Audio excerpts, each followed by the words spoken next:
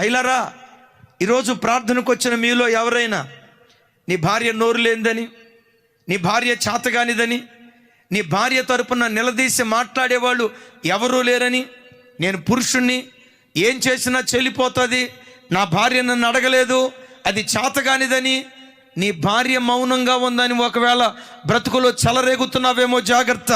నీ భర్త ఏమంటలేదని, మౌనం అయిపోయాడని, నీ భర్త నోరు లేనివాడని, నన్ను ఎవరూ ప్రశ్నించట్లేదని, నన్ను ఎవరూ చూడట్లేదని ఒకవేళ వెచ్చలివిడిగా బ్రతుకుతున్నావేమో. అయ్యా, మనుషులు ఎవ్వరూ చూడకపోయినా చూచే దేవుడు ఒకరున్నారు, మర్చిపోకు. నీ ప్రవర్తన యావత్తు గమనించే దేవుడు ఒకరున్నారు, మర్చిపోకు. నువ్వు కూర్చోవటం ఈ దేవునికి తెలుసు, నువ్వు త్రోవన వెళ్ళటం ఈ దేవునికి తెలుసు. ఎక్కడ పండుకున్నావో, ఎక్కడ రంకెలేసావో, ఎక్కడ చీకటి కార్యక్రమాలు చేసావో, ఓ మనుషుడా, నీ చీకటి జీవితం నీ భార్యకు తెలియకపోవచ్చు.